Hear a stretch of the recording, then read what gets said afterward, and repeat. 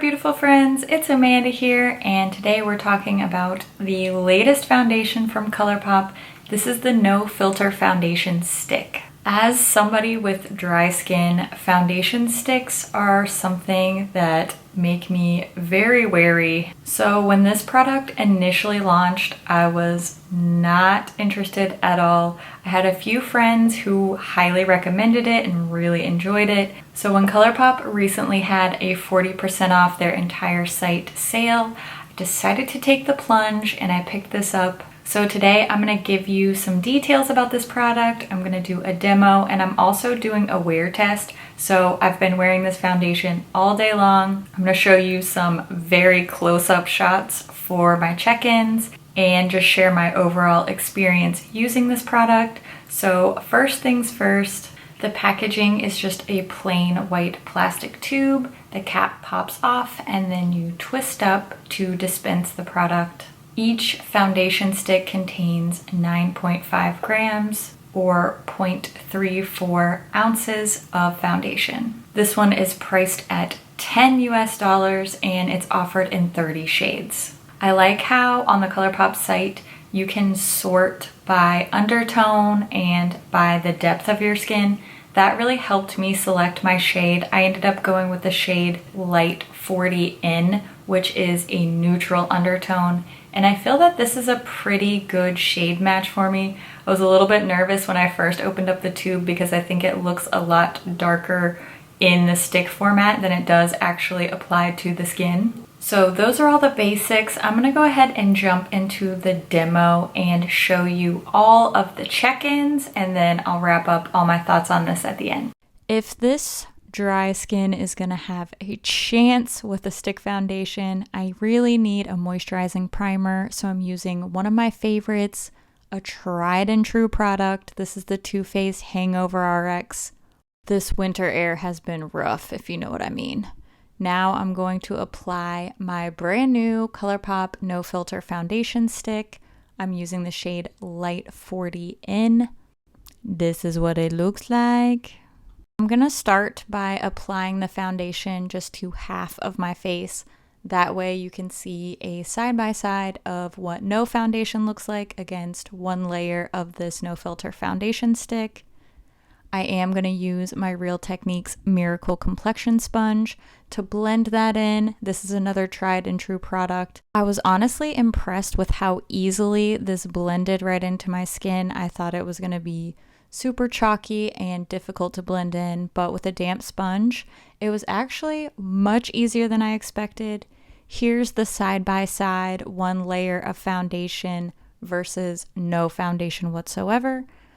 I thought this looked pretty good. It looks skin-like I said, easy to blend in.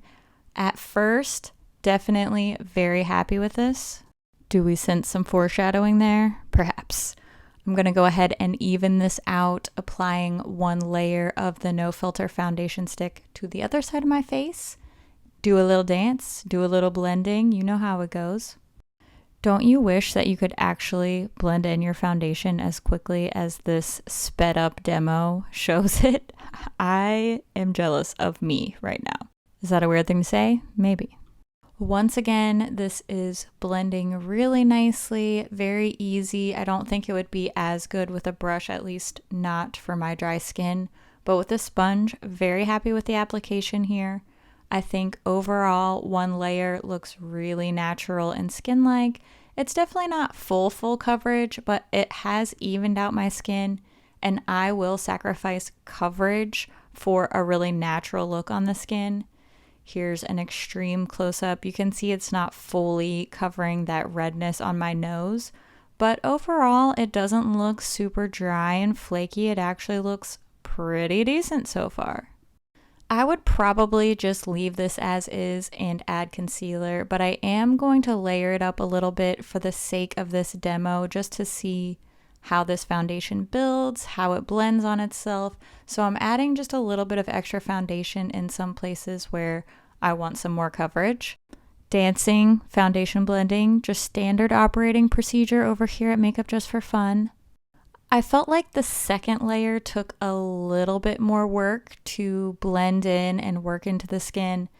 Some of that is to be expected. I think that's normal with any product. As you start to build, you start to need more blending, more work to get everything to look nice and settled in. That's really not a deal breaker. It's just something that I thought was worth mentioning when we're talking about layering and building. Here in the close-up, I think you can probably notice that the second layer doesn't have quite as skin-like texture. Now there is more coverage, obviously, but it doesn't look quite as natural on the skin. I feel like the second layer did take away some of that satiny skin-like texture that I was really enjoying with the first layer. Next, I'm going to show you what my finished makeup looks like after I've been wearing it for about 3 hours. I did film other videos this day, so I'm going to do a check-in now. This is my 3-hour check-in. At this point, you can see my makeup is done. I did do concealer and I set my concealer, but I did not set the rest of my face. I just applied my face color products right on top of the foundation. I do feel that they blended nicely. I was not willing to put any powder on top of this because as the foundation dried, I felt that it started to look a little dry, a little flaky. As you can see here, we're starting to get some dry patches around the chin, particularly in the smile lines, and definitely a problem area for me is the forehead. You can see here that some of those lovely forehead wrinkles are starting to get foundation stuck in them.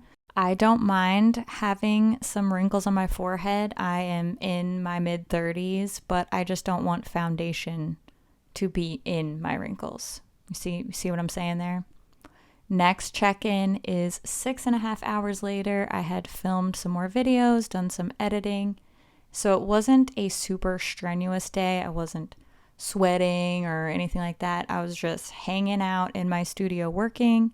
And I feel like it looks pretty much the same as the 3-hour check-in, but those dry patches and places where the foundation had bunched up just seemed to be a little teeny tiny bit worse.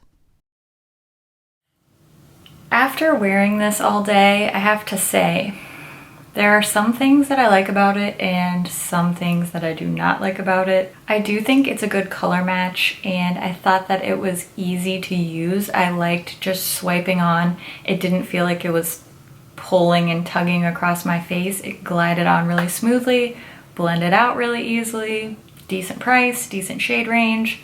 Those are kind of the pros. I think from far away, this looks great. It looks very skin-like, has a nice medium coverage, but close up, it just looks so dry on my skin. It wasn't too terrible about like caking up around my nose, which is often an issue I have, but it just really settled into some of the lines on my forehead, and like my little smile line right here is just filled with like a dry foundation crust.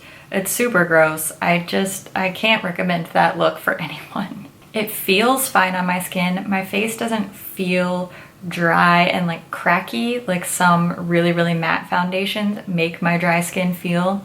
It feels fine. It just doesn't really look that good close up. Definitely not the worst foundation I've ever tried. I'm glad that I gave it a shot. I'm glad that I bought it on sale, but this is not going to become a go-to for me. I much prefer the liquid form of the No Filter foundation. While I did end up with a better shade match in the stick, I think the finish of the liquid foundation is so much better. It's called a natural matte. I think it ends up being a little bit more like a satin finish. So if you have dry skin, I cannot really recommend this one. Some people have said that they didn't like this for their dry skin. I actually have not had any problem with this other than I bought a shade that was a little bit too dark for me, but finish wise, this was surprisingly very nice on my dry skin. It looked very natural. It gave me that same skin-like medium type coverage without settling into all my little lines and crevices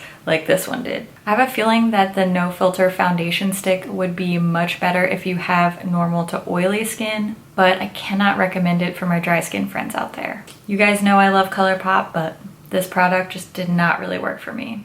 Now's the time when I want to hear what you think about this. Have you tried this product? Is it on your wish list? What's your skin type? What are your favorite foundations? Let's start a discussion down in the comments. And as always, thank you so much for watching and spending a little bit of your time here with me. I'll see you in my next video. Bye. Excuse me. Oh, photo focus. That's Wet n Wild. This is no filter. What? Photo focus foundation. Try to say that 10 times fast without accidentally saying a bad word. Bet you can't. Sorry, ColourPop, I love you, but this is not for me. Nobody knows. It's fine. My 2019 vibe is listening to awesome Spotify playlists and burning lots of 3-wick candles, and I'm feeling pretty good about it. Gotta be honest with you, feeling pretty good about it. You know what I'm not feeling good about? The fact that my freaking white balance doesn't work. Sir? Hello? Hello, sir? Can you not? Dang it. I much prefer the liquid no filter concealer. No. Shh.